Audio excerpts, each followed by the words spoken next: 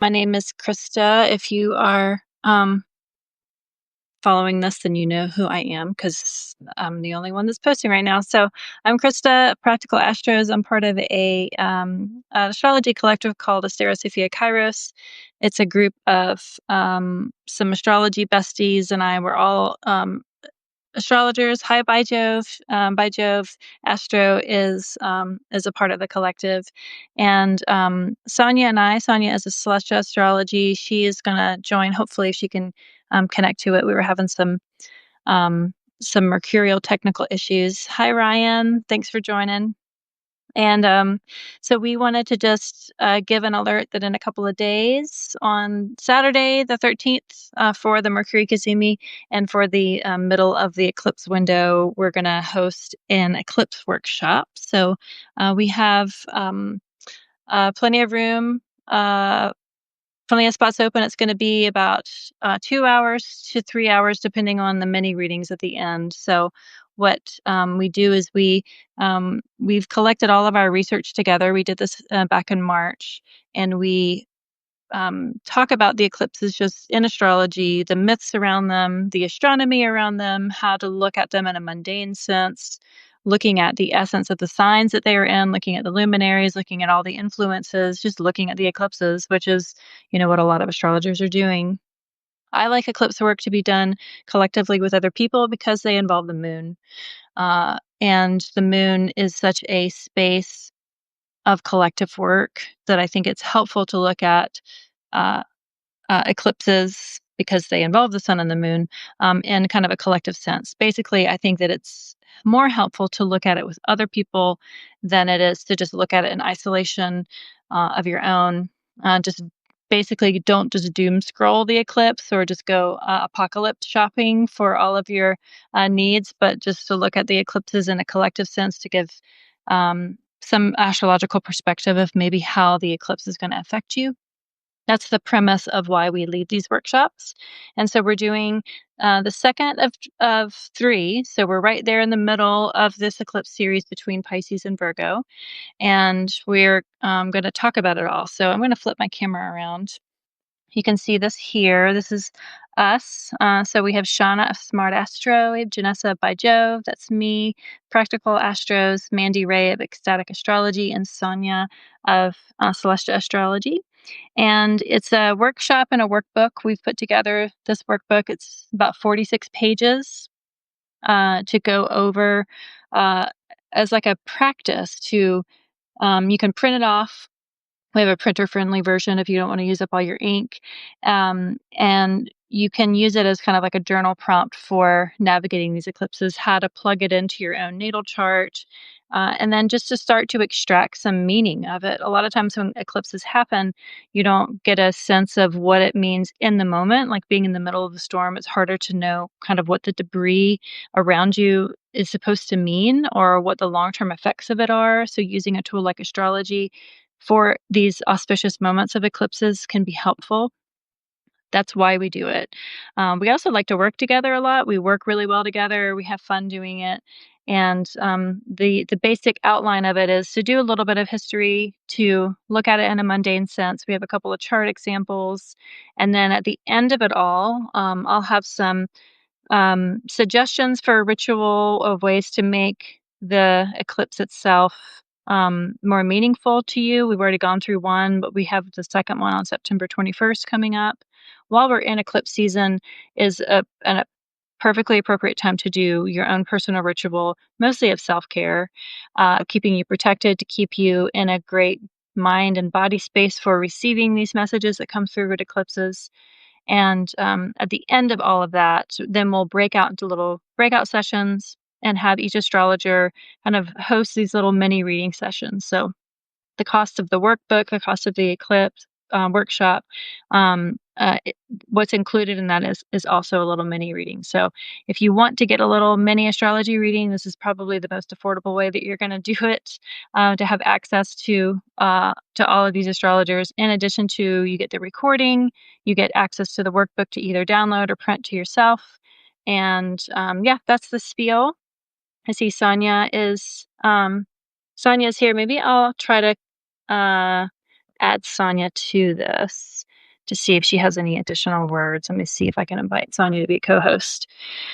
Yeah, that's pretty much it. I hope that the eclipses so far have been safe for everybody, and that you've got enough going on to kind of keep your astrological brains busy. I'm sure that I don't know anybody that's bored right now, so hopefully it's not so much where there's burnout. The sun yesterday on the south node was quite a day. I felt it just in my own body. I ended up taking a nap, which I don't typically do.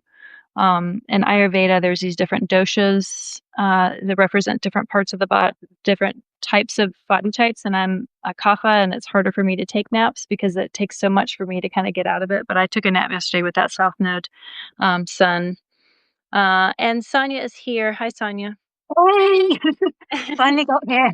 Yeah.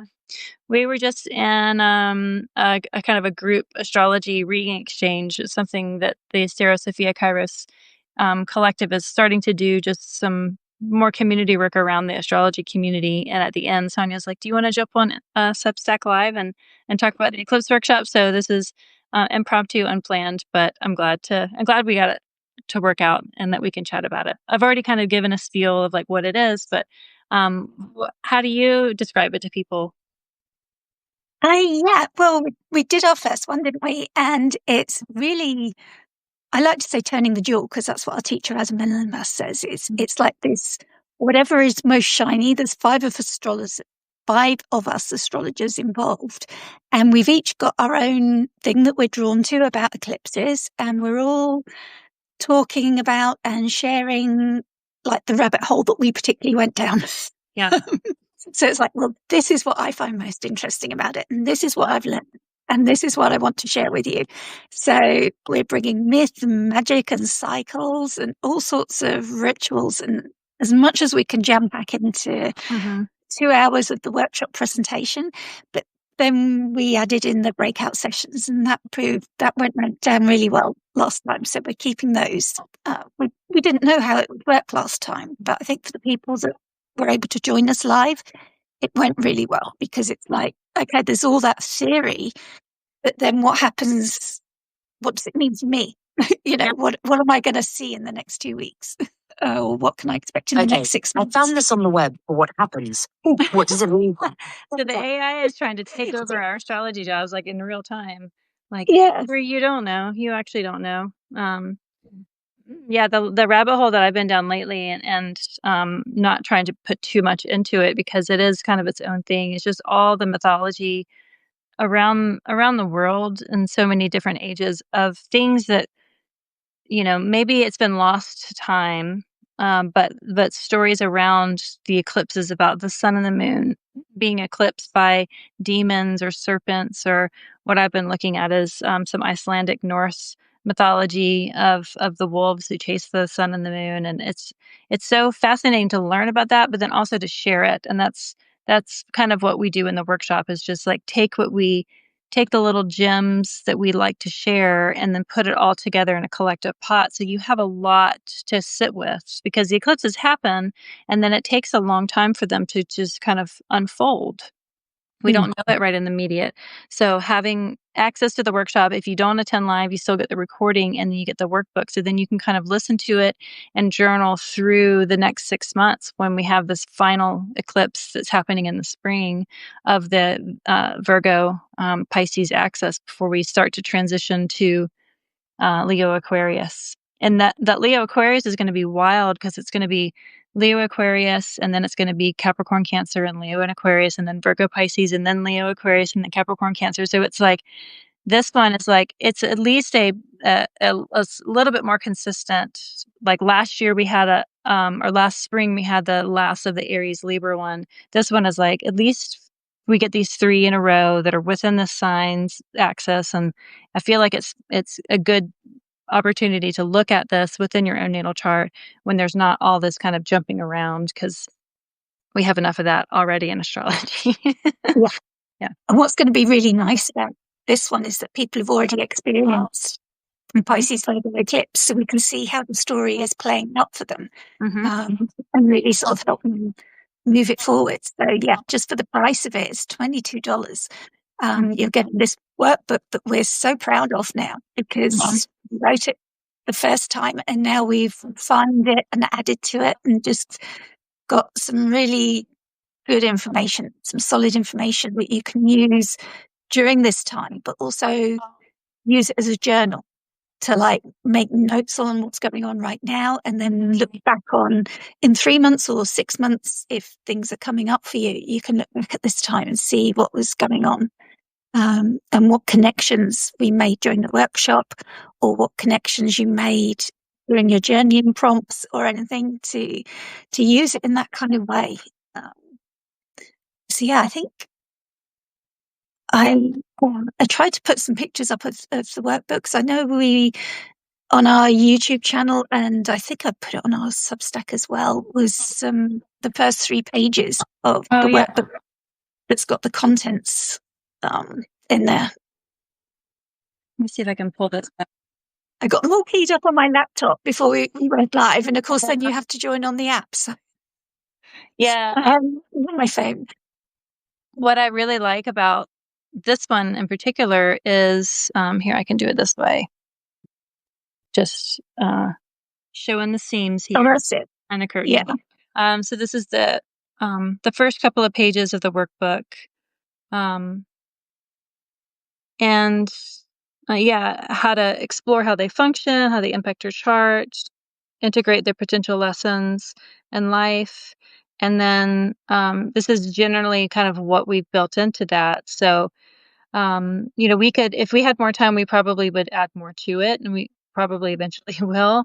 But this is what we've been kind of working on, and this is separate from the workshop. But you can use it prior to the workshop, you can use it during, or ideally you would use it kind of afterwards, because there's a lot of invitation for you to kind of think of what is this supposed to mean. My favorite thing about the day that we chose, we were having a hard time kind of just with our schedules. We all have busy lives and multiple jobs and kids and pets and all that stuff. Was that we were trying to just choose a date, and Michelle of Michelle's Midheaven did a eclipse workshop, and she kind of chose a really great date that we were looking at. We didn't want to kind of compete with her, and so we pushed it to this date, and it happens to be on the Mercury Cazimi, which is kind of a nice day for us to look at a mercurial eclipse. So we're going to have the sun and Mercury at 21 degrees Virgo, with the south node just past it. So if you needed an excuse of something to do for your Mercury Cazimi, then join us for the workshop. I think it's going to be fun. So yeah, do you have anything else you want to add before we sign off? I guess we can do. I wonder if I can add what I'll do after this is put the Ko-fi link into the thing. It's just it's KO-FI, and it's Astera Sophia Kairos. So I'll just flip it around just for it's here. So Ko-fi.com/Astera Sophia Kairos. That's what we look like. And you scroll down to, you can just get the workbook itself. But if you do this one here, then you get the workbook and either access to the live recording if you can be there live, but the live event, but you definitely get the recording afterwards that you can use in tandem to it. So, and you get the chance to have a mini reading during the event. So.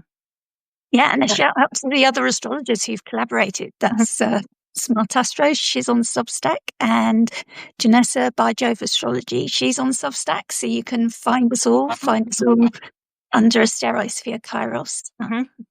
And Mandy Ray, we hope to get to Substack one of these days. But there's 5 astrologers who've all collaborated on this project, so we've all pulled our best game. Yeah.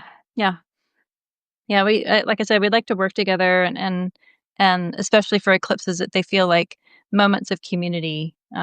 Their community experience. Like if you imagine full moons, before before we had electric lights, full moons were times when it lit the path so you could walk to your neighbors, walk to community spaces. So full moons were generally moments of community events because the moon was reflecting this light at night when we could gather when we weren't working.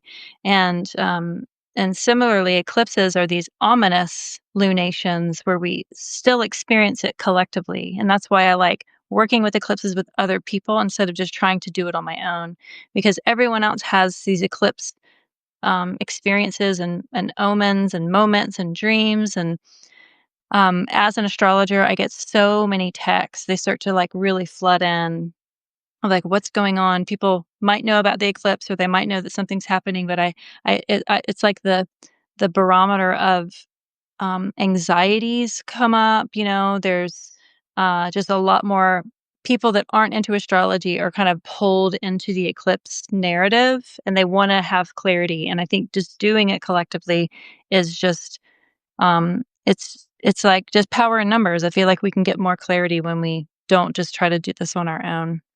You can do it on your own. It's just not as fun for one. And I just think it's so refreshing to get perspectives. When you have to tell your story to someone else, they can offer you a perspective.